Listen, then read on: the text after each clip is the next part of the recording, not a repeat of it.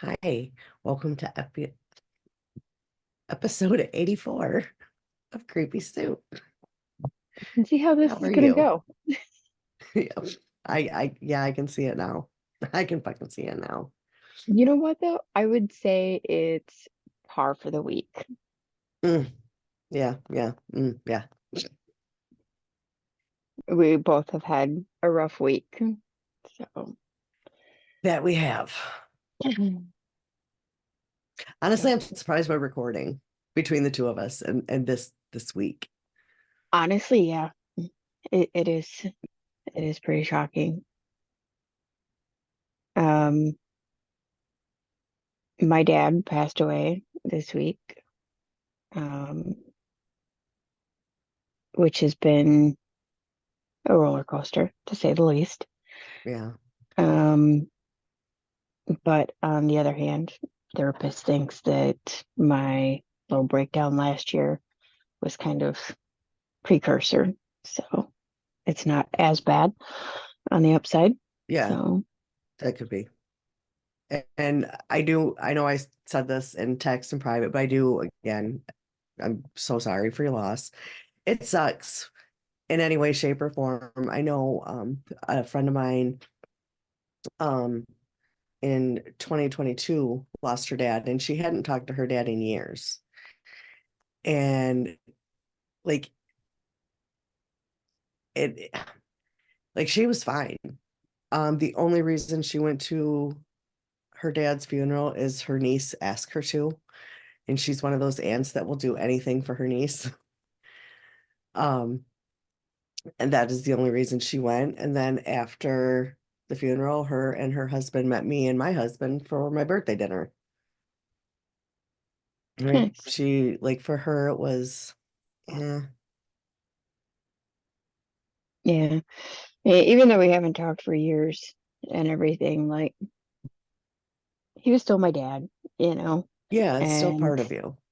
yeah, I still have, some good memories of him and everything. And yeah, last year he was diagnosed with both blood and bone cancer. Mm-mm. So yeah, it was really an inevitable thing. Yeah. So, and I think that's part of why it was so bad for me last year. So, Yeah. I mean, definitely. I mean, it sucks no matter how you slice it, because it's still a part of you. yeah. And so, again, super sorry for your loss. It sucks. And Mhm. you know my number if you need me. Yeah. Um, Now, should we make some people laugh with my story from Yes. yesterday? Yeah. So I Okay, had so emotional turmoil. Unfortunately, Jill had. physical. Okay, so Jenny and it is Sunday. Like literally just before I upload this is when we're recording. Like this is going to be uploaded immediately when we're done.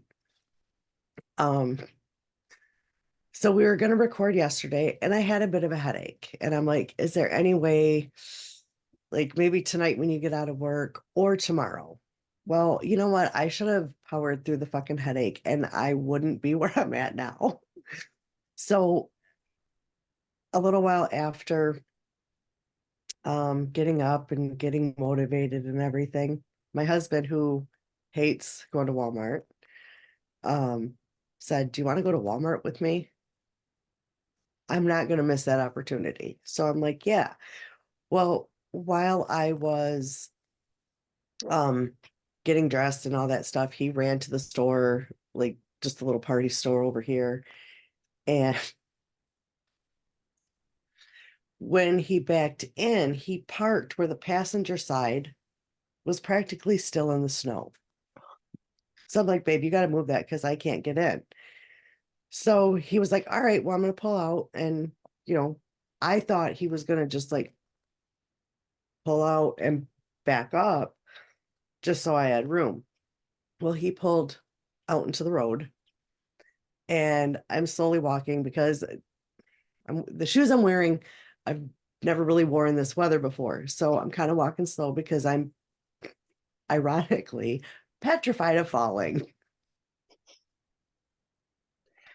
To be fair, though, I mean, considering where we live, you're in Michigan, I'm in Wisconsin. We do things like test our shoes before we go walking normally on ice. Absolutely. Absolutely. So I'm walking slow. And the next thing I know, I'm going down. Like I am.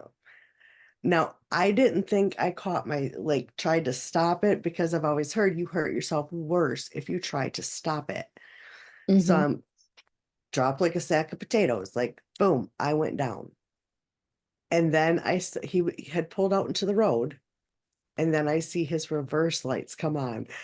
So I'm laying on the ground going, no, no, no. True horror movie moment right there. And he says, I was looking for you and I didn't see you. I thought you ran into the bathroom. Well, what he did was he just backed up. So the passenger door was like Right driveway in to the door. clearing. So I, oh, it hurts to laugh. So, and then I was really upset because none of this was caught on the ring camera. I really kind of wish it was because I'm not gonna lie, I would upload that shit to our the page because it would have been a hilarious. uh, so if you do see me going, that's why. But I'm laughing hysterically because, and I don't even really want to say this, but it's part of the hilarity of the situation. Like I'm laying down, he pulls up, rolls down the window. He's like, "Are you okay?" I'm like, "Yep, just give me a second." And of course, on my way up, I fart. And I'm like, this just tops it all. This tops everything. So yeah, that's hilarious to talk about, but I'm in some pain today. Yeah, So yeah. so yeah, that's uh, I'm sorry. You have my sympathy. yeah, I think I'm gonna try and take some leave because that did kind of nip it yesterday. Um, Good. so I think I'm gonna take some leave today, and I've got like a gazillion different things like to put on for pain. Magnesium spray because that shit works amazing. I've got like some of the Young Living pain cream, and then there's it's like a off-brand pain cream with lidocaine in it. Hmm. I might throw some of that on. Maybe that'll help me too. Well, I'm gonna have to have Roy do it because it's all on my back. No. Yeah, that still really sucks. To be But fair, it's I a fun. did try to let her get out of it today multiple times before we started recording. She did. And I'm like, no, we got, as long as we're both willing to do this, let's do it and get it done. So, I was like, it'll be okay. I was like, I understand. I'm moving, like I said, moving a little slow, but I'm here. Um, so We're yeah, glad you're and still I've got here. coffee, so that helps. That's like my internal That always medicine. helps. There you Yeah, go. it's my internal medicine. Although a whole cup got wasted yesterday after I got home. I had made a cup and they were trying to hide something from Aubrey. And as Ben moved to cover it, he knocked over this whole cup of coffee. Yeah. Oops. Keep away gone wrong. Complete accident. It was fine. It was fine. But yeah. So there's there's some emotional stuff this week. There's some physical stuff, and there's real emotional with coffee. So Coffee coffee helps. abuse. Yeah. Coffee abuse. I thought of doing a telethon for the coffee abuse. I mean, to be fair, if we hit up a certain few people, I think we would be good Oh, because they absolutely. would 100% donate to that. Oh yeah. We're looking at you, Dan, for sure. Yep. Yep. 100%. maybe a Sherry, very likely a Steve. Yes, yes, yes, very And likely. I think right there we'd have it covered. Yeah, for sure, for sure. So how's the work situation movement going? I don't think there's been anything new on that. Okay, Um, I was going to ask yesterday, as far as like when I need to actually do my next step and all of that kind of stuff. Unfortunately, I got called out of work. yeah, Or not yesterday, Friday, sorry. It's kind of like my only day where I really get to see him if he's there. okay, gotcha, gotcha. Um, so yeah, I was planning to ask him Friday when I got there, and I was at Walmart. And on Friday, we had a snowstorm again. Yep, because we got it right after you. Yep, yep. So yeah, school was canceled. We got a good amount, but while I was at Walmart, I got a call from one of my supervisors. Hey, so we haven't really had many people today. There's only been 4 calls over the radio all day. You can stay home, stay safe, stay warm. I was like, oh, okay. I'm at Walmart. She's But you like, know, oh, okay. She's like, well, I guess you can stay there a little longer. yeah, and And I I gotta talked say, to, sorry, go ahead. no, go ahead. Oh, I was just gonna say, I talked to my other supervisor last night, my super Ricky, and I told him the story of how I was at Walmart when she called and everything during the snowstorm, and he starts laughing. He's like, I was there too. That's funny.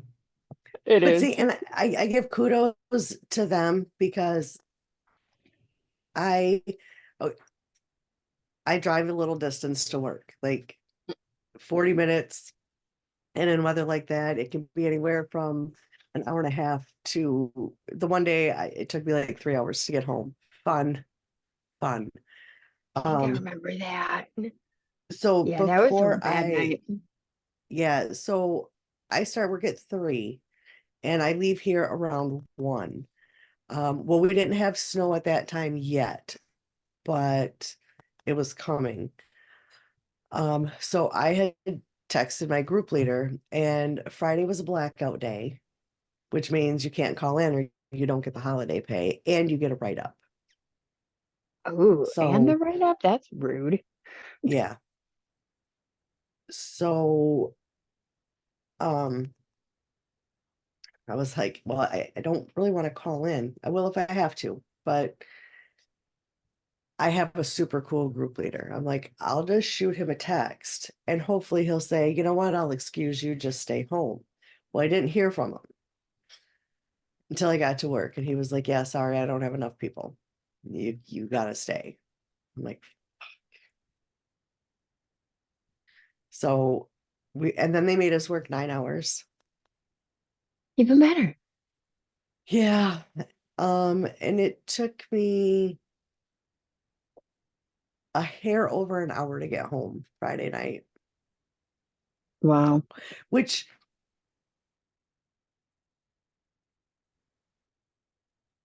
We really froze. it was only Oh, about 20, not we that bad. froze. Are we there? It was a bit. This Yeah, freezing we're thing, unfroze like now. I'm so over it. And honestly, it's probably due to the weather Yeah. and probably because I have 150 people on the Wi-Fi. Um, so yeah, so we can avoid some freezing and stuff. Um, you want to get started? Yeah. Okay. Um, I will also put it in the show notes. Um, but there's a massive trigger warning on today's episode. Ooh. It's horrible. It's brutal. Um, And this is one where I have debated on doing it. And then this is the one where the week I did the notes, Dan had posted one of his awesome stories on our page, Ah, and it was the same one. And then I tried to continue doing it, and I kept losing the notes. This is a were story I these the kept losing the mysterious notes? Okay. yeah. So I sat down to write some more. Hmm. Because initially I was gonna do Gypsy Rose, but I'm not gonna lie, I'm so sick of seeing her face. I am so sick of seeing her every fucking where. She has been everywhere. She has. Like, look, Yeah, I get it. she definitely wasn't staying quiet when she got out. No, and I knew she wasn't, but like I'm getting notifications in my fucking email. I don't care. She's out, let her live her life. Are you banana coconut? Because I think we're smoking the same one. Yes. Although I'm trying to remember what the pink and white one was because that one was good. And like I thought that's what I got of this one. But when I opened it, I was like, oh shoot, it's the yellow one. I didn't get the right one. So yeah. Yeah. And the other one I have, and this one's just about dead, is the Miami Mint, which it's really good. But okay, so anyway, I squirreled there. I'm so sorry. Um, yeah, this is a rough one. So if multiple kinds of abuse bothers you, this is probably one you should skip. Um, because it's bad. Sorry, I'm sitting on an ink pen.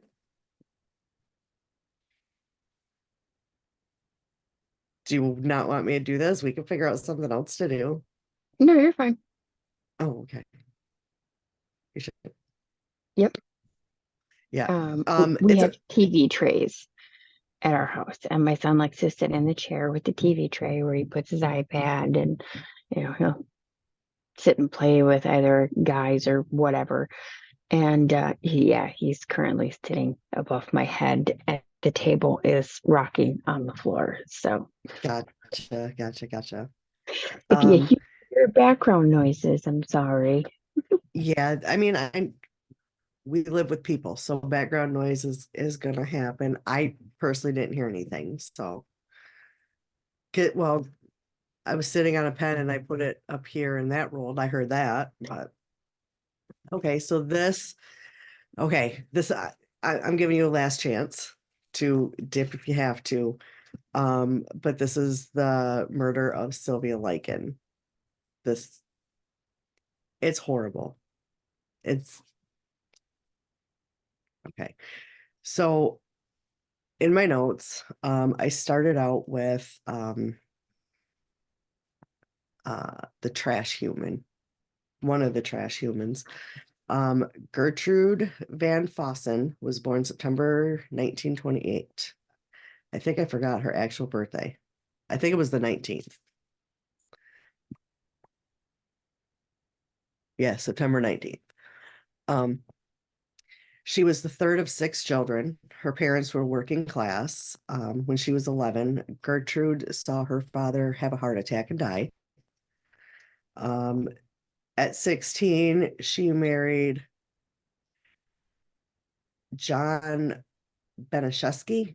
Beniszewski. Um, he was abusive, and after four children and 10 years of marriage, they divorced the first time. Shortly after the divorce, Gertrude married Edward Guthrie. They were married for 3 months and divorced. Um, then she remarried her first husband, John. They had two more kids and then divorced a second time in 1963.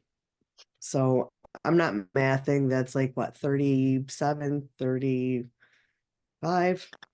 I don't know. Um, so then, so then after her second divorce from her first husband, third divorce, two husbands. She then starts dating, excuse me, a 20-year-old named Dennis Lee Wright, and they have a child named Dennis Lee Wright Jr. He dipped, rarely saw the kid, didn't really help financially. Um, I did watch part of a movie last night, and I'm like, no, I'm done. An American Crime, which is based on it, and of course they take some of the things and kind of combine them into other, and it does show him like periodically coming in and out of the their lives, whatever. Um, so by this time, she is a single mom of 7 children. Um, and I'm going to name them now. There's Paula, who's 17, Stephanie, who's 15, John, who's 12, Marie, who's 11, Shirley, who's 10, and James, who's 8, and Dennis, who is 1. So that that's a big age gap between your youngest and your oldest. That's, but I mean, I know people who their kids have actually more of an age gap. I had a friend of mine that she had her son young. Um, and when it was a month after he graduated high school, she had her daughter. Nope, I'm a pass. So Gertrude, the wonderful that she was a chain smoker, so she was asthmatic, clinically depressed and stressed. She was a single mom, 3 divorces, another failed relationship. Um, and she earned money by doing odd jobs for neighbors, stuff like sewing, cleaning to earn the rent. Now, man, I don't know exactly what the house looked like because I don't think I've ever looked up pictures of it, but the one they show in the movie, beautiful house, the rent was $55 a month. That would be amazing to have your rent only $55 a month. Hang on, let me see what that would be in 2024 money. I'm gonna bet I'd still take it over our current.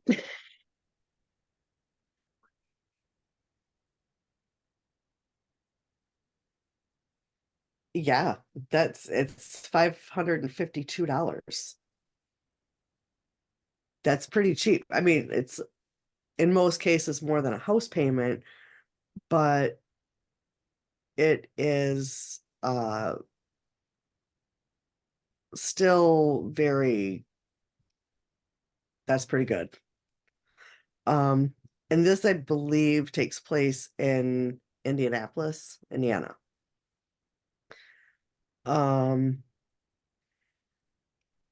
so next in my notes, we're going to talk a little bit about Sylvia.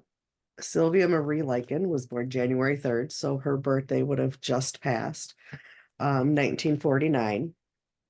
Her parents, Elizabeth Betty, um, her parents, Lester and Elizabeth. I don't know if I said that. And she went by Betty. They sold like candy, beer, soda, pretzels, stuff like that at carnivals. And they traveled throughout the state of Indiana during the summer into like early fall.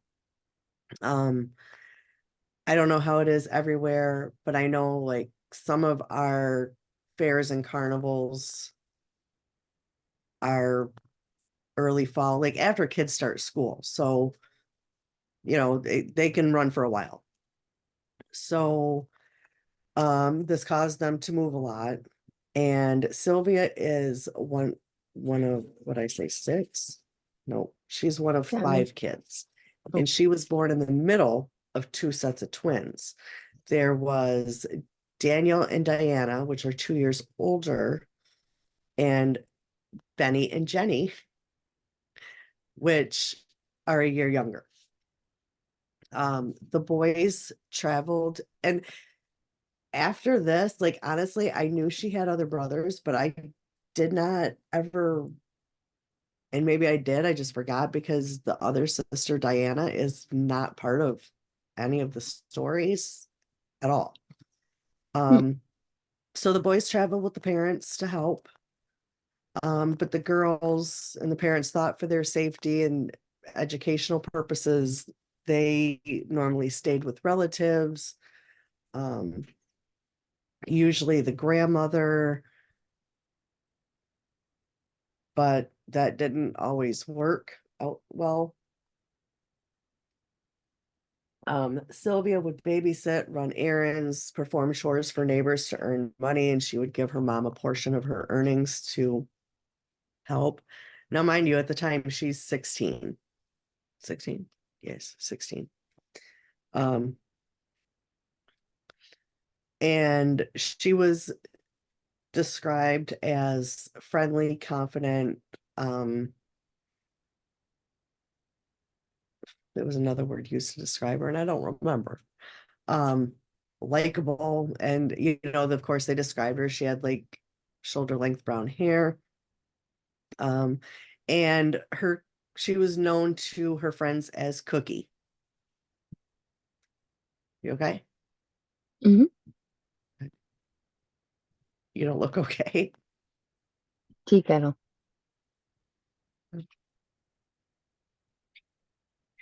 Um, Now, the younger sister, Jenny, suffered from polio when she had a noticeable limp and wore a steel brace on her leg.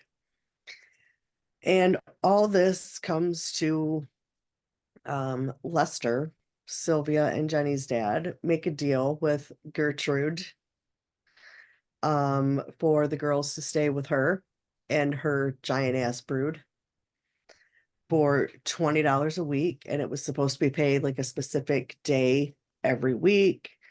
But I'm sure that money got mailed, and you can't always control the mail. I'm sure even back then you couldn't control the mail. Hmm. And this was their living arrangement supposed to be until that November. So this is July of 1965 until November. So the first few weeks, the girls got along great. They would dance to like records or like the current music with some of the other daughters of Gertrude. I think they specifically mentioned Stephanie, which was the second oldest. Um, the girls willingly participated in household chores, and they went to Sunday school every Sunday with the family. This changes when some of the boarding payments are late. And that's when the first hint of abuse comes in. Um, the payment was late. It pissed Gertrude off because she was counting on that money. Not saying what she did was right, but she was counting on that money. And normally it would come a day or two later. But if it wasn't there that day, abuse would happen. So she took a 1/4 inch paddle and beat the girls, saying, I took care of you two little bitches for nothing. Um, in late August, both girls were beaten approximately 15 times on the back with the aforementioned paddle. After Paula, the oldest daughter, accused the girls of eating too much food at a church supper. Um, by mid-August, Gertrude started to focus her abuse on Sylvia.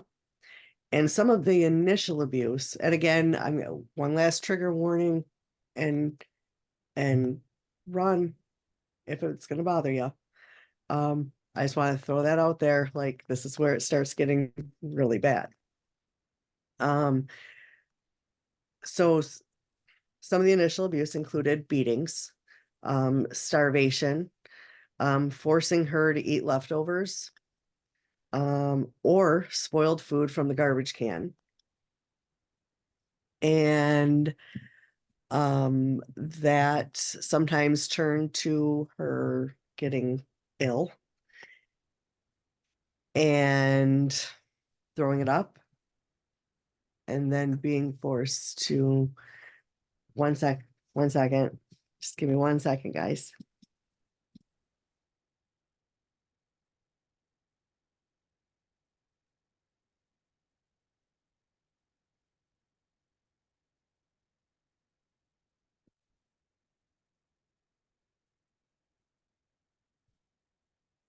So anyway,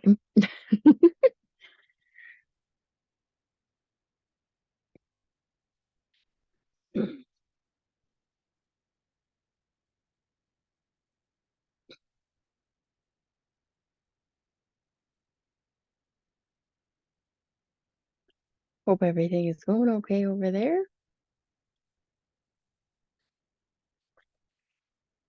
Sorry. It's all right. Um, I had wanted Roy to put some stuff on my back before he left. Today was Oh, supposed to be date night, but football's more important. So, um, and this is where I kind of got irritated with my notes and or writing, and I'm just going to, and most of this information I got off of Wikipedia and from watching part of An American Crime, which I don't like to use movies unless it's a documentary because of course they do take artistic liberties with things. So, um, da, da, da, da, da, da, da, da. Okay, so on one occasion, okay, she was accused, Sylvia was accused of stealing candy that she had actually purchased. And of course, that caused a beating.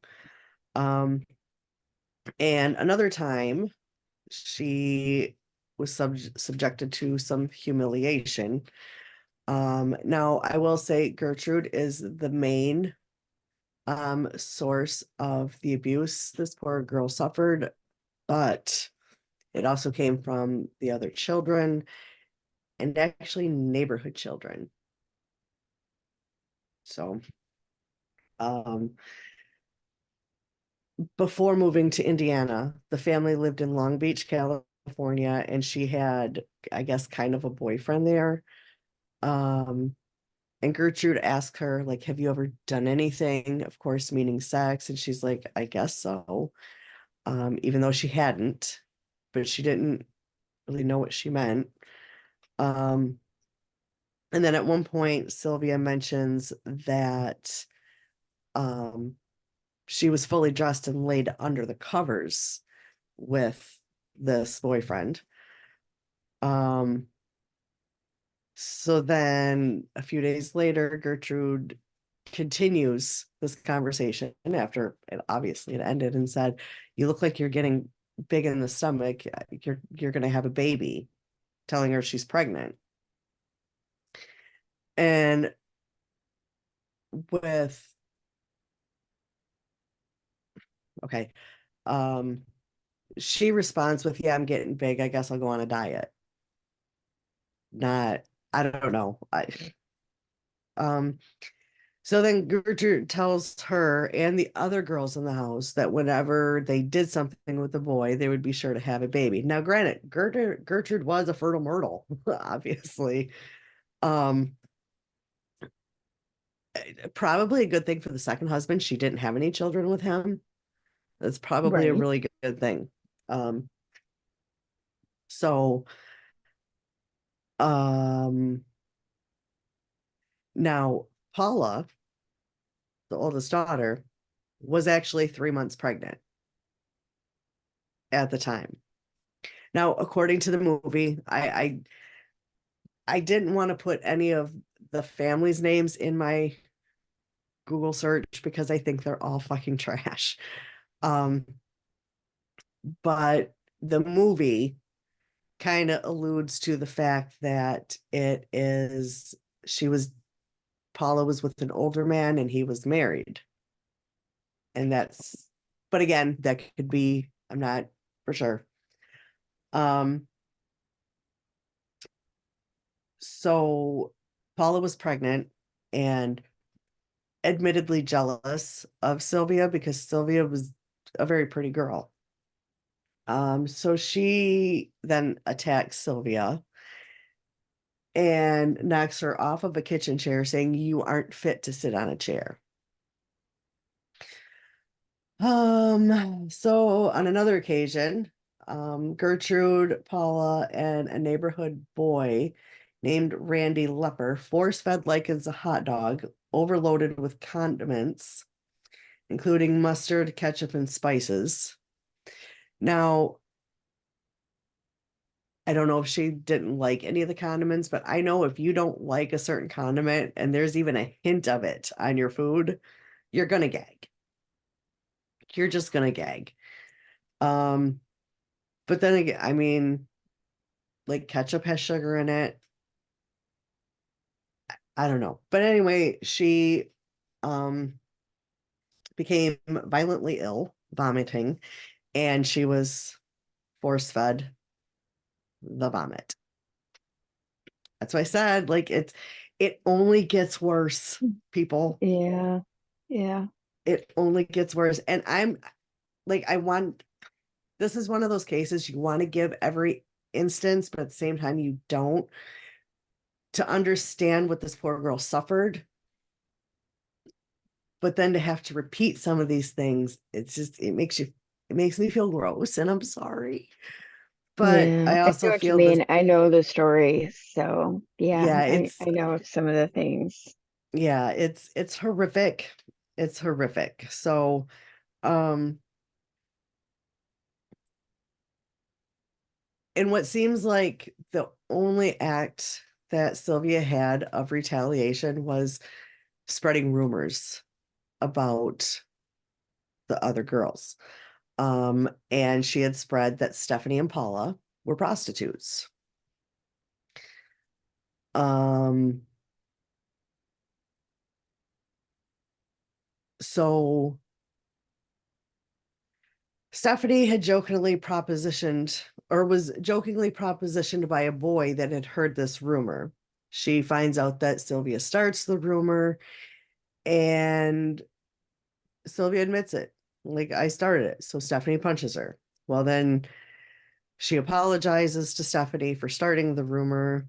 But then Stephanie's boyfriend, a 15-year-old named Coy Hubbard, heard of the rumor. He brutally attacks Sylvia, slapping her, banging her head against the wall, and flipping her backwards onto the floor.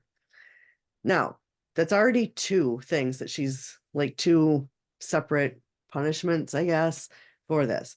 Now, lovely Gertrude finds out and she uses the paddle on Sylvia. So this poor girl starts a rumor after being horrifically abused at this point. And yeah, it's sorry. Um, Another time, Paula beat Sylvia so bad around her face because she was focusing on her teeth and eyes that Paula broke her wrist. Then, after getting the cast on her arm, she continues to beat Sylvia more. It's a cast. Yeah. Yeah. Yeah. Because it Gertrude was her fault. repeatedly. Yeah, exactly. You did this. You shouldn't have had such a hard head, you horrible witch. Um, Yep. which I'm surprised with after all this, and so far she's surviving and only starting a rumor that they're not accusing her of witchcraft or some shit. But yeah. Okay, so next, Gertrude repeatedly falsely accuses Sylvia of being promiscuous, um, and of engaging in prostitution, ranting about the filthiness of prostitution and women in general. I mean, she is a woman with multiple kids, a pregnant daughter. Um, and what I think is horrible is what I'm about to. I mean, it's all bad, but there's just some things that stick out. Gertrude would force the younger sister Jenny to also hit Sylvia.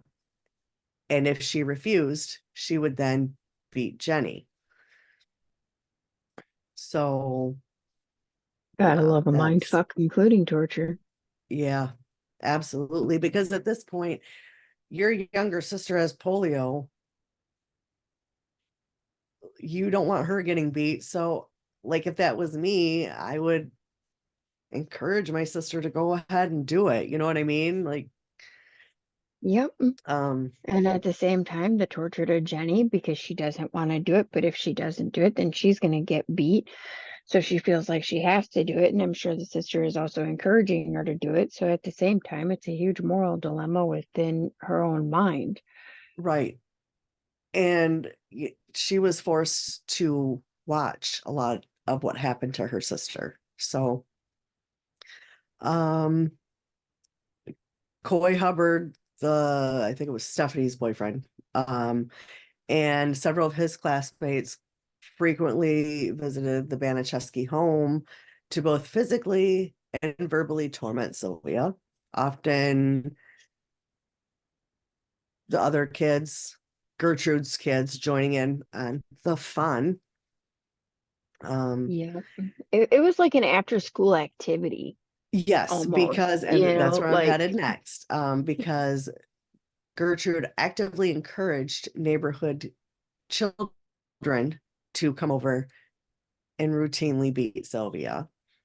Um, they would use her as a practice dummy in judo lessons, um, giving her lacerations, burning her with lit cigarettes. Um, that is in excess of 100 times. And they severely injured her genitals at um to now look, I know it takes all kinds and people have their own fetishes and kinks. I will never fetish or kink shame. But if your source of entertainment is to gather yourself, an adult woman, a mother, a soon to be grandmother, and all of her teenage accomplices would force Sylvia to strip naked in the family living room and masturbate with a glass Pepsi bottle in front of everybody. How? Look, there is nothing fun about that. I'm sorry. There's not. That's disgusting. It's horrible. And um her reason for this act of humiliation was to convince her sister Jenny to not be like her sister.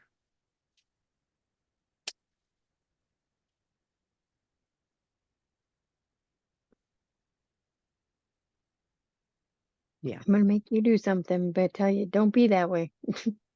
Yep. So by this time, Gertrude says, Sylvia, you're not going to school no more. I mean, you can't hide this shit anymore. So, of course, you're not going to send her to school. But another reason was she also confessed to having stolen a gym suit from the school because Gertrude refused to purchase it. So, for that act of theft, she was obviously pulled from school and she was whipped. Sylvia was whipped with a 3-inch wide police belt. Yeah. So then, of course, this woman is so obsessed with premarital sex and kids having sex, which, okay, I get it. It's the 60s. But again, it's the 60s. Like, that's kind of when kids were, well, I'm sure it happened before that, but like it was more known for kids to, I mean, I'm not an expert. I wasn't born yet. So I'm going by stories my mom told me. But Um, you have to realize too, she got married at what was it, 16, mhm, 15? yep. So I mean, it probably in her mind too, it makes sense. Okay, you're 16, you want to have sex, fine, go get married. You Right. know what I mean? Because that's what Yeah. she did. And, and like like now we hear of a 16-year-old getting married and you think, what is wrong with the parents? But back then and earlier, it was common to get Mhm, married while you were still in school, while you were fresh out of high school. It was way more common than waiting until your 20s, 30s, whatever. I yep. mean, I know Go. people in their 40s and 50s who have never been married. Mhm. And not So, only that, but if you go back further in history, people would get married, excuse me, at 14, yeah, 12. yeah. And it was, primarily to ensure the bloodline, but at the same time, the people who got married at that age were a lot more mature than I think we are at that same age now. I would have to tend to agree because kids were made to work on family farms, get odd jobs, to do stuff like that. Now, and I'm sure I probably contributed to the problem, but my thing when my kids were in school is like a lot of some of their friends had jobs. I didn't want my kids getting jobs. I wanted them to concentrate on school. Hmm. So, but I probably would have like back in the early 1900s been ostracized for putting their education first and Yeah. not having them contribute to the family. So, Yep. And more especially women. Women were not in schools, until shit, I don't even remember when. yeah. Long ass time ago. Um, so she repeatedly kicked Sylvia in the genitals um because of the evils of premarital sex. And oddly enough, Stephanie, the second oldest one, who had previously punched her in the face for the rumor, actually came to Sylvia's defense saying she didn't do anything, which is kind of surprising. Um, and at that point, Gertrude burned Sylvia's fingertips with matches before further whipping her. Um, a few days later, Jenny got whipped because with the police belt because she reportedly stole a single shoe to wear on her strong foot from the school. Now, I don't know how things were back then, but there was just not random clothes for us to wear in the school. Like I mean, I know some schools they had like gym uniforms, but I always had to provide my own. So hearing that stuff to me is a little odd, but that's just me. Um, so Sylvia and Jenny were afraid of notifying really anybody, family members that were local to the girls. Um, the school, they were afraid of really saying anything to anybody. Um, because at that point they figure it's only going to worsen the situation. And yes, Sylvia got the most of the beating, but then Jenny got it, but not as often or as bad. Hmm. I don't think it makes a difference, but it wasn't as often. My guess would be too, it was probably because of the polio, Mhm.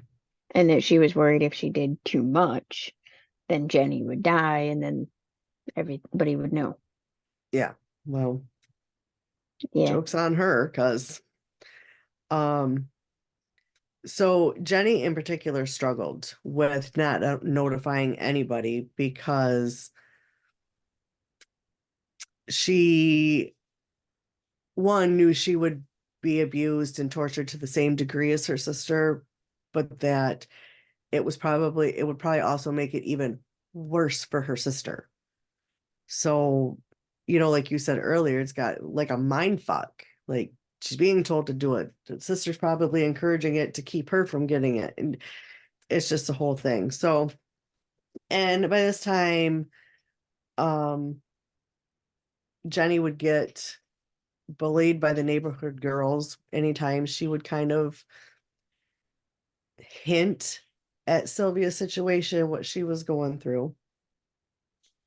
And in July and August, and this is what gets me. Both Lester and the mom, Elizabeth, would return to Indianapolis and visit their daughters. Um, the last occasion that they visited their daughters was on October 5th. And at that point, neither girl exhibited any visible signs of distress about their mistreatment, which they're probably scared as shit too. So they had to make like everything was happy and great. Um, and my guess is there was probably are always someone watching them, like Gertrude or the kids themselves, who would report back to their mom. Because let's face it, at this point, this is their favorite after school activity. Yep. Um, And unfortunately, the girls know that in the end, the parents are going to leave again. right. If they say something, you know, and someone catches wind of it and the parents don't do anything and just leave, that can instill a lot of fear. Oh, absolutely. I don't. I mean, I don't blame either girl for behaving that way and not because if the parents weren't willing to take them, the parents are gonna what, argue with Gertrude a little bit and then leave the girls there and then what? I mean, so I mean, I understand why they did what they did because I know in some cases there was a lot of, well, why didn't they? That's probably why. Yeah. Um, so after the parents left, Gertrude the house after their final visit, Gertrude asks Sylvia, "What are you gonna do now, Sylvia? They're gone." Which, bitch, I just said she didn't do anything. Yep. So, at and okay, earlier I said I didn't hear anything about the other sister. I guess just reading is fundamental. The girls encounter their older sister Diana at a local park, and both girls tell the older sister about the abuse. Like they tell her everything. Um, Neither sister mentioned the actual address where they were living. Diana believed her sisters must have exaggerated their claims because of the scope of the mistreatment. Now, I don't know if they were little fibbers before, but, and then honestly, at that point, who would believe that?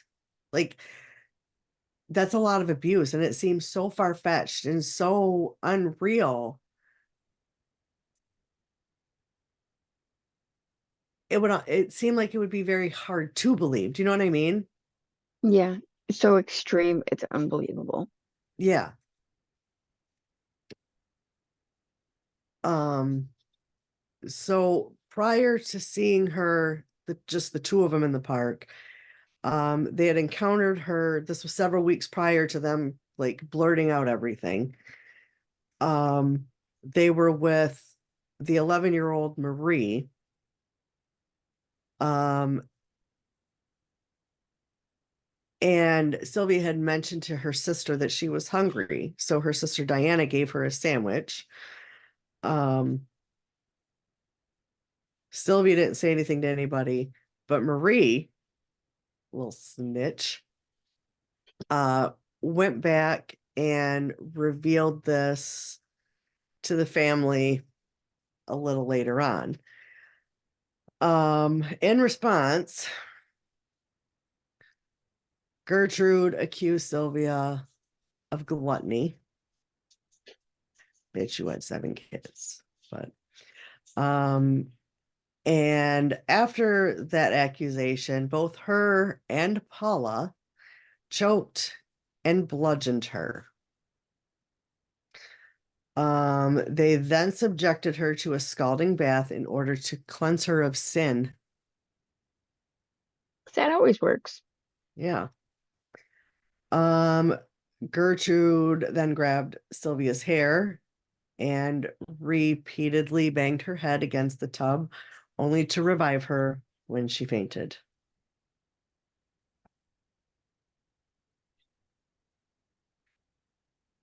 So that's a lovely bath time ritual. Hmm. Shortly after this incident, a father of a neighborhood boy named Michael John Monroe, I'm sorry, phoned the technical high school where the kids all went, except for Sylvia, um, to anonymously report that there was a girl that had open sores across her body. So this is the first person outside of the household who has done anything to try to help. Well, because at that point, Sylvia had not been in school for several days. Um, the school nurse visited, and Gertrude claimed that Sylvia had ran away. So she wasn't there, ouch, that hurt, to really check on her. Um, she said that she had ran away the previous week and she did not know where she actually was. Um, and said that the open sores were probably because Sylvia didn't have good personal hygiene. Hmm. Damn, guess those scalding baths don't work. Yeah. Once Gertrude claimed that Sylvia was a bad influence on her children and her younger sister Jenny, um, the school made no further attempts to investigate anything for this poor girl. Um, Immediate neighbors, I'm just going to try and paraphrase some of this a little bit. Um, they initially, um, Raymond and Phyllis Vermillion was a middle-aged couple that lived right next door, thought that it was an ideal caregiving situation for Sylvia and Jenny. Um, and on many occasions, they could hear the screams, the beatings, and um, mm, uh, they had visited the residence. On both occasions, they witnessed Paula physically abusing Sylvia, who on both occasions had a black eye from the abuse, and openly boasting about their mistreatment to the girls. Like they were bragging how, yeah. Um, After their or during their second visit, they agreed that Sylvia was very zombie-like, um, but they never reported anything. Of course not. Now, remember they told the sister about the abuse Mm-hmm. and but didn't tell her where they lived. Well, the sister finds out on October 1st where the sisters were living. She visited in an attempt to initiate some regular visitation, communication, contact with the sisters. Um, Gertrude refused to allow the sister any entry to the property, to the home, um, stating that she had permission from the parents not to allow either of the girls to see her.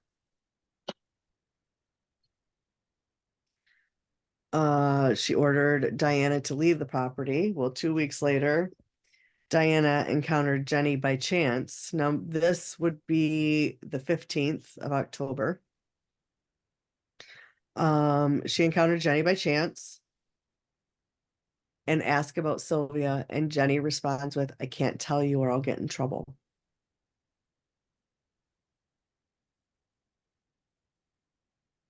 Yeah. Um, and it only escalates from here. So if you've handled it this but can't handle much more, you're another chance. I'm giving you another chance. So due to the increase in the frequency and brutality of the beatings, that Sylvia is being handed, she becomes incontinent. For anyone that don't know, which I'm pretty sure most of our listeners do, it means she don't really have control of the bladder. She was denied access to any bathroom, being forced to wet herself. Um, as a form of punishment for the incontinence, Gertrude throws like Sylvia into the basement and ties her up. While down there, she's often kept naked, rarely fed, deprived of water, um, and occasionally tied to the railing of the basement with her feet barely touching the floor. Um, she would Gertrude would falsely claim to the children in the house that either she herself or one of them had been receiving direct insults from Sylvia in hopes to provoke them to attack her. So this bitch, this grown woman, is to get kids to fight who at this point, I'm sorry, she's defenseless. Because Hmm. can you imagine if she's fighting back? I can imagine. I would imagine she would have given up fighting back long before. Right. Because I'm sure any fighting back she may have done probably would have caused the beatings to get worse. Hmm. Okay. Um, so at one point, Gertrude holds a knife and challenges Sylvia to fight me back. To which Sylvia responds, she doesn't know how to fight. So that right there tells you she's not defending herself against any of these brutal fucking attacks. Yeah. So, I mean, she doesn't know how to fight. She's not fighting back. Essentially, you're beating a baby, which she was 16. She's a baby. Hmm. Um, so in response, um, Gertrude inflicted a light scour wound to I'm Sylvia's sorry. leg. A light scour wound. I don't know what that is. I would assume back then they had like the scouring pads that Maybe.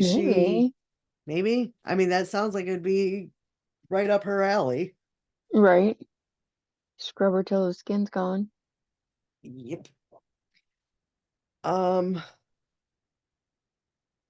honestly, the only reprieve that was really given was, when people actually had to go to bed, or if one of Gertrude's favorite TV shows was on. Yeah. Um, neighborhood children were charged 5 cents a piece to see the display of Sylvia after she had been humiliated, beaten, scalded, and ultimately mutilated. So yeah. Um, with the assistance of her children and neighborhood children, Gertrude would restrain and gag Sylvia before placing her in a bathtub filled with scalding water and proceeded to rub salt in the wounds. Awesome. I told you this is mm, okay, yeah. Uh-huh. Um, 12-year-old John Jr. Would rub urine and feces from the baby's diaper into Sylvia's mouth before giving her a cup half filled with water and stating water was all she would receive the rest of the day. Um, John Jr. Also like to torture Sylvia by offering her In this particular case, a bowl of soup she could eat with her fingers, and then quickly taken away the bowl. Um, and she would attempt, because at this point she's seriously malnourished. Mhm. Um, Gertrude eventually allowed her to sleep upstairs on the condition that she learned not to wet herself. Um, that night, Sylvia whispered to Jenny to please give her a glass of water before she fell asleep. So of course, in the morning, Gertrude discovers that Sylvia has wet herself. As punishment, she was forced to insert an empty glass Coca-Cola bottle into her vagina, Parts. in front of all of the children before being ordered to the basement. Now this is going to be a direct quote from Richard Hobbs. It's court testimony. Gertrude called Sylvie upstairs to the kitchen. Somehow the conversation got around to tattooing. Um, Gertrude asked Sylvia whether she knew what a tattoo was. She said, "You branded my children, so now I'm going to brand you." And this again is Richard Hobbs testifying as to Gertrude's decision to carve an insult into Sylvia's abdomen on October 23rd, 1965. Shortly thereafter, Gertrude shouted for Sylvia to return to the kitchen, then ordered her to strip naked before proclaiming, um, and then she began to carve the words, "I'm a prostitute and proud of it," onto her abdomen, Sylvia's abdomen, with a heated needle. When she was unable to finish the branding, she instructed one of the neighborhood children present, who was Richard Hobbs, the one who testified that I read the quote. Um, so he finished those lovely words. Um, and at that point, Gertrude took Jenny to a nearby grocery store. And what Hobbs would later insist were short light etchings as she clenched her teeth and moaned. Um, at that point, Hobbs and 10-year-old Shirley, one of Gertrude's children, took Sylvia to the basement where they used an anchor belt to attempt to burn the letter S into her left breast. Although they applied one section of the loop backwards, it ended up looking like the number 3. Um, After that, Gertrude taunts Sylvia, saying, like, with that written on you, you're never going to be able to get married. Um, and her response is, I guess there's nothing Sylvia's response is, I guess there's nothing I can do. Um, Later that day, Sylvia was forced to display the carving to the neighborhood children, um, claiming that she had received, Gertrude claimed that she had received the inscription at a sex party.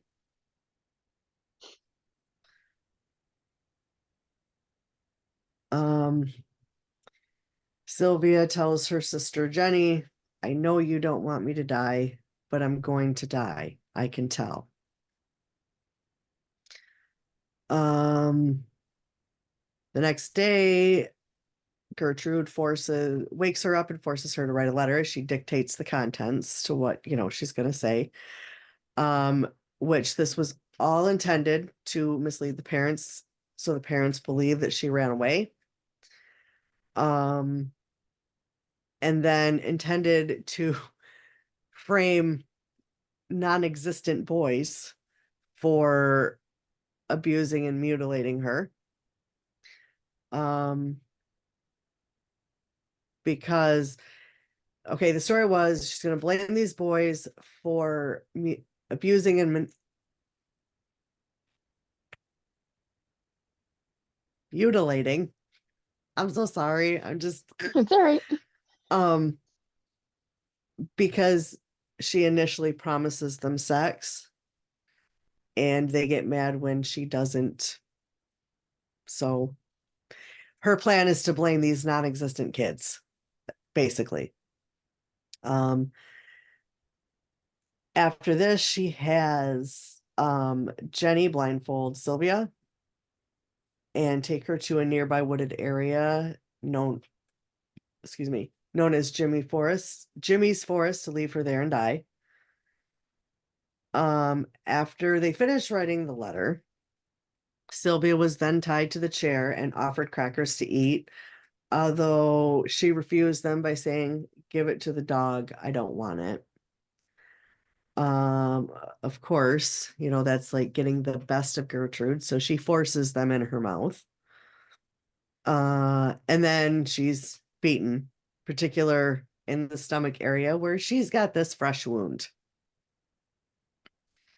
So on October 25th, Sylvia attempts to escape from the basement after overhearing a conversation between lovely Gertrude and John Jr. Um, she hears the plan to take her to the woods to die. She attempted to leave, but due to the extensive injuries and her weakness, Gertrude was able to catch her and um yeah. Um yeah, I'm sorry, I lost my spot. Hey, that She happens. okay, so she was unable to leave, and then Gertrude just gives her more fucking crackers. Like, what's your cracker kick? You could have been giving her crackers all along, and maybe she wouldn't be so bad off. Silly bitch. Um, My guess would be it was to show that she had something in her stomach. Maybe. Um, Be like, no, we didn't starve her. See, there was food in her stomach. yeah. Well, while forcing these crackers into her mouth, she's repeatedly striking her in the face with a curtain rod, until the curtain rod bends to a right angle. Coy Hubbard, Stephanie's boyfriend, then takes the curtain rod and hits Sylvia again. And at that point, she's unconscious and they drag her to the basement. That evening, this is where everything escalates before um that evening, once she's back in the basement, Sylvia desperately attempts to alert neighbors by screaming help, hitting the walls of the basement with like a shovel. One immediate neighbor would later inform police that she had heard the desperate commotion and that she had identified the source, but that as the noise had suddenly ceased at approximately 3 a.m., decided not to inform police of the disturbance. By the morning of October 26th, Sylvia was unable to speak intelligibly, apparently neither can I, um, or correctly coordinate the movement of her limbs. Gertrude moved Sylvia into the kitchen and propped her back against the wall, attempted to feed her a donut and a glass of milk. She was unable to correctly, Sylvia was unable to correctly maneuver the glass of milk. So Gertrude threw her to the floor and then returned her to the basement. Shortly after that, Sylvia becomes delirious, moaning, mumbling. Paula asks Sylvia to recite the alphabet. She was unable to recite anything beyond the first four letters. Um, she could not raise herself off the ground. In response, Paula verbally threatened to either stand her up or she would inflict a long jump on her. Uh, at this point, Sylvia had defecated on herself, and Gertrude orders her to clean it up herself. That afternoon, several other of the tormentors gathered in the basement. Sylvia was jerkingly moving her arms in an attempt to point at the faces of the tormentors, making statements such as, "You're Ricky, you're Gertie," which is what they called Gertrude. I don't believe she deserves a nickname except for. Mm. Um, Minutes later, Sylvia attempted to bite into a rotten pear that she had been given to eat, but she could feel the looseness of her teeth. That's got to be a horrible feeling. Jenny replied, "Don't you remember, Sylvia? Your front tooth was knocked out when you were 7." Um, Jenny at that point leaves the basement to do gardening chores for a neighbor in hopes of earning some money. Um, that to me seems like a maybe a trauma response, Hmm. or to remove herself from as far from the situation as possible. Um, so they attempted to wash her by, while laughing, of course, spraying her with a garden hose brought to the house that afternoon by Gertrude's request. Sylvia again desperately attempted to exit the basement, but collapsed before she could reach the stairs. Um, because of this, Gertrude stomps on Sylvia's head. Shortly after 5:30, Richard Hobbs, the tag team carver, returned to the house and proceeded to the basement because hell, why would you not go down there? And he slipped on the wet basement stairs and fell against uh fell on the floor. To be what he sees when he gets down there is Stephanie, the second oldest, crying and cuddling Sylvia's emaciated and lacerated body after she had been ordered by her mother to clean Sylvia. Which shocks me because at this point, you've already stepped in for her once before. Now you're cuddling and crying. Why couldn't you have gone to somebody? Right. Brought But someone at home the with you? same time, she was probably scared to death that if she did, Probably. she would get beat. Yeah. So at this point, Stephanie and Richard decide to give Sylvia a warm soapy bath and dress her in new clothes. They laid her on a mattress in one of the bedrooms. Um, and at this point, Sylvia kind of mutters her final wish that her daddy was here. And Sylvia promises that she will take her home. And the younger one, Shirley, I can't remember if she was 10, I think, said, "Oh, she'll be all right."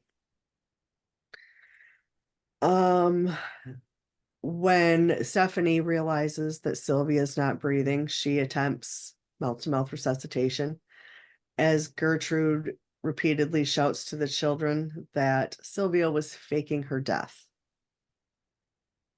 What? Um, and at that point, at the age of 16, she finally, you know, I hate that she went through all that, but honestly, at that point, death was a blessing for her because Yeah. I can't imagine that would have been. So, of course, even in death, poor Sylvia can't get a break because Gertrude initially beats her calling her up with a book, beating her corpse with a book, shouting "faker." Okay. Um,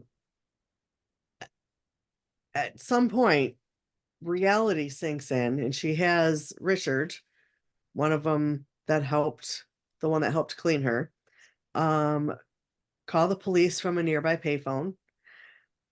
And when they got there, they seen that Likens was emancipated, extensively bludgeoned, mutilated, and her body was on a soiled mattress in the bedroom. And then she hands the police the forced letter. So she still at this point is trying to blame these make believe people Hmm. that they did because she promised them sex and didn't deliver. So, um, while clutching a Bible, Paula stated to everyone there that Sylvia's death was meant to happen. Then glanced in Jenny's direction and said, "If you want to live with us, Jenny, we'll treat you like our own sister."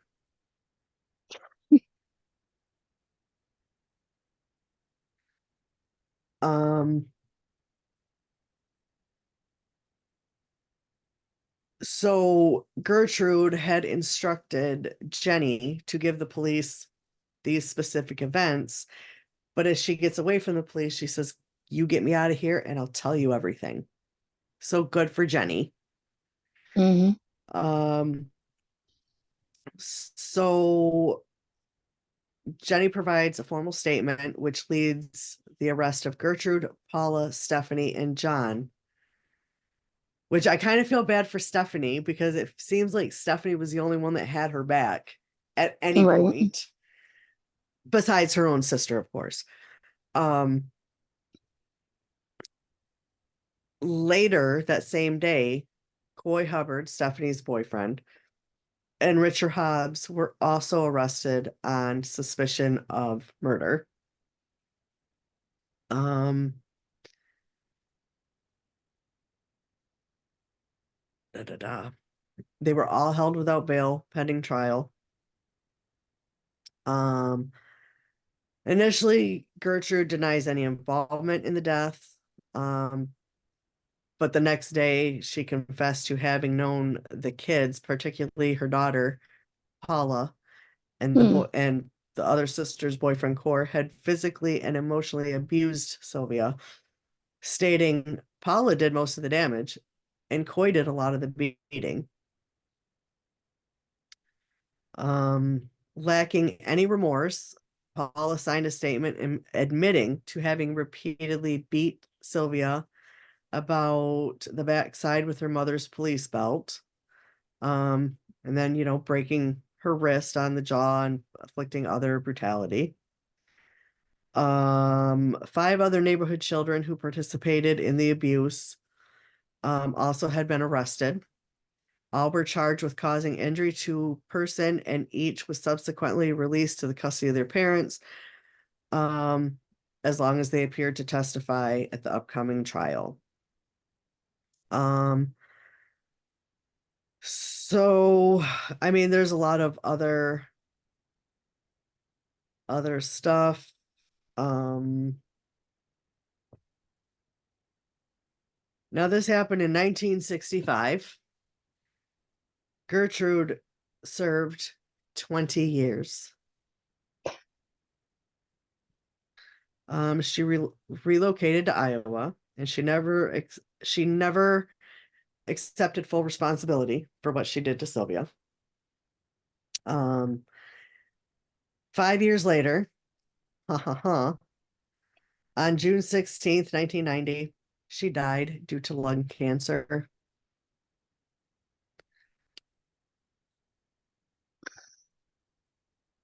That's Yep. terrible. Paula was out in even less time because she was paroled in 1972, so 7 years later.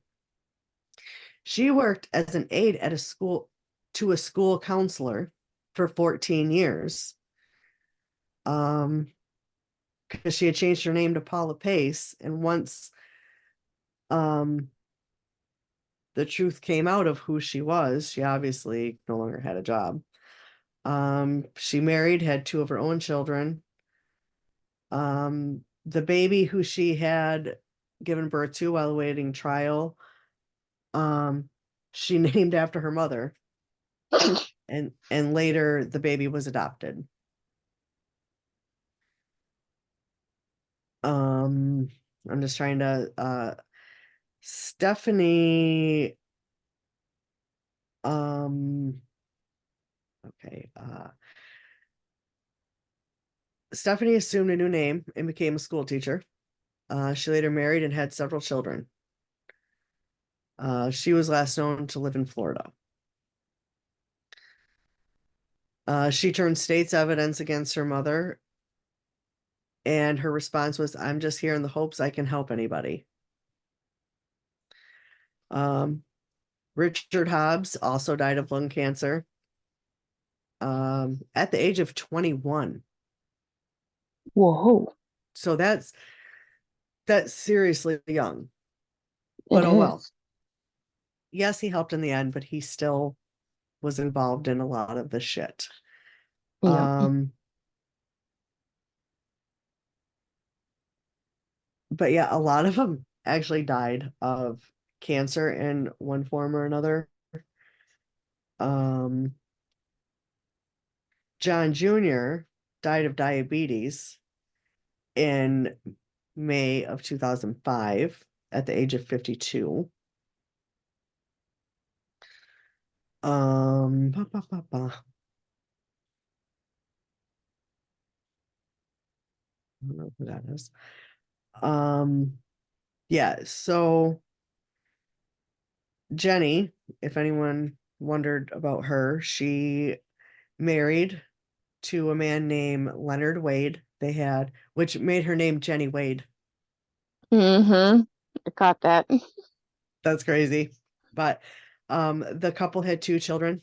Um, and because she was still traumatized by the abuse that she had been forced to watch her sister go through, um, she was on anxiety medication for the rest of her life.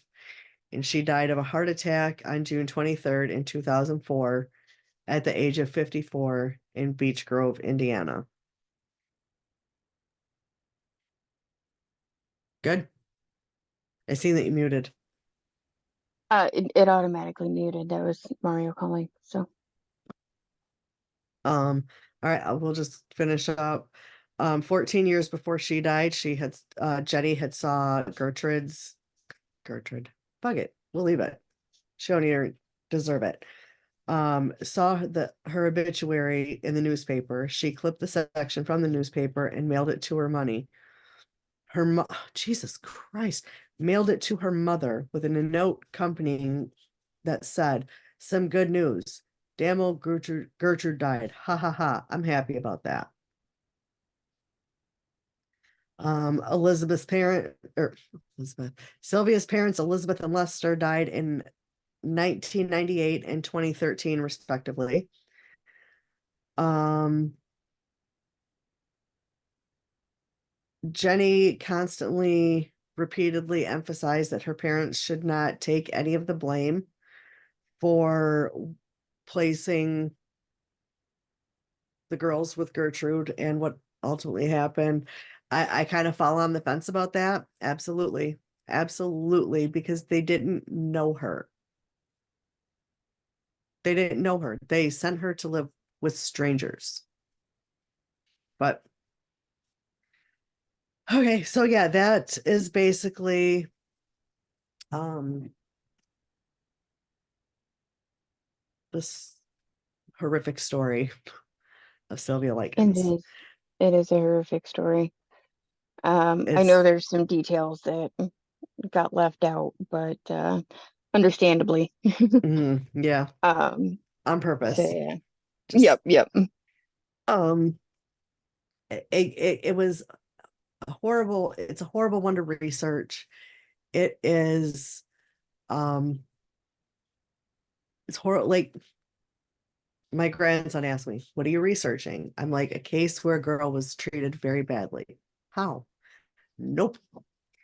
Nope. I said she Well, was sent to live with a bad woman, and that's it. That's all you need to know. Um, because yeah, it just like that is not one to tell your kids.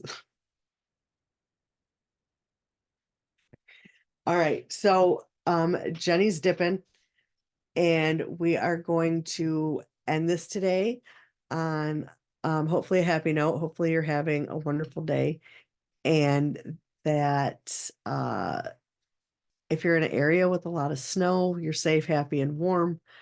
Um, I unfortunately have to go out yet today to get some things, and I'm not looking forward to that because I don't like cold. Um, so have an amazing day, and we will see you all.